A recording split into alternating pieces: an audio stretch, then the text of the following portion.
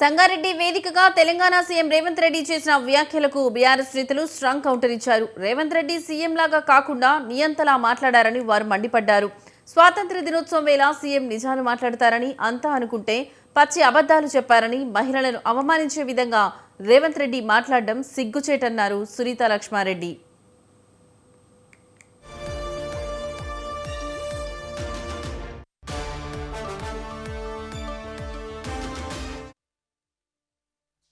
ప్రజాధనంతో ఏర్పాటు చేసేటువంటి బహిరంగ సభల్లో ఏ ముఖ్యమంత్రి అయినా మంత్రి అయినా ప్రజలకు సంబంధించినటువంటి వారి హయాంలో జరుగుతున్నటువంటి సంక్షేమ అభివృద్ధి కార్యక్రమాల గురించి మాట్లాడితే కాంగ్రెస్ పార్టీ అధికారంలోకి వచ్చినటువంటి ఈ 2.5 సంవత్సరాల కాలంలో మరొక రకంగా నడుస్తూ ఉంది. ఉల్టా పద్ధతి నడుస్తూ ఉంది. ఏంటంటే ప్రజాధనాన్ని దుర్వినియోగపరుస్తూ వారు చెప్పిన ఇచ్చిన హామీలు నెరవేర్చకపోగా కేవలం ఏంటంటే మరి తెలంగాణ సాధించినటువంటి అపర భగీరథుడైనటువంటి తెలంగాణ మొదటి ముఖ్యమంత్రి అయినటువంటి కేసీఆర్ గారిని విమర్శించడానికి తప్ప మరి అదేవిధంగా కేసీఆర్ హరీష్ రావు గారు వారు చేసినటువంటి స్కామ్లు స్కీమ్లన్నీ బయట పెడుతున్నారు కాబట్టి వారిని వ్యక్తిగతంగా విమర్శించడానికే వాడుకుంటున్నారే తప్ప మరి డైవర్షన్ పాలిటిక్స్కి నాంది పలుకుతా ఉంది అని చెప్పేసి కూడా నేను తెలియజేస్తా ఉన్నా. ప్రజాధనంతో ఏర్పాటు చేసేటువంటి బహిరంగ సభల్లో ఏ ముఖ్యమంత్రి అయినా మంత్రి అయినా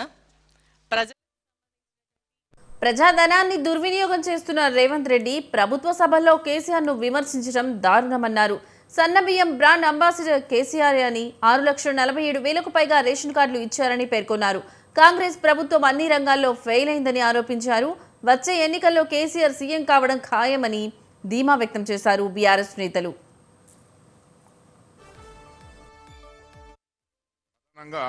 మా 3 నియోజకవర్గాల్లో జైరాబాద్, సంగారెడ్డి, ఆందోళన నియోజకవర్గాల్లో, నారాయణగిరి నియోజకవర్గాల్లో సంగమేశ్వర, బసవేశ్వరకు సంబంధించిన ప్రాజెక్టుల రూపకల్పన జరిగింది.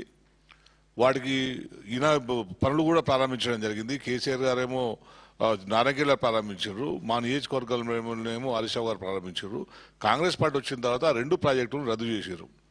మేమేమనుకున్నాము అంటే నిజంగా వేరే నియోజకవర్గాలనేమో వాళ్ళ పార్టీ ఎమ్మెల్యే లేరు, ఏమైనా వివక్ష పాటిస్తున్నాం అనుకున్నాం. కానీ మా నియోజకవర్గంలో ఆ పార్టీ నుంచి గెలిచిన వ్యక్తి మంత్రివర్గంలో ప్రాతినిధ్యం వహిస్తున్నాడు.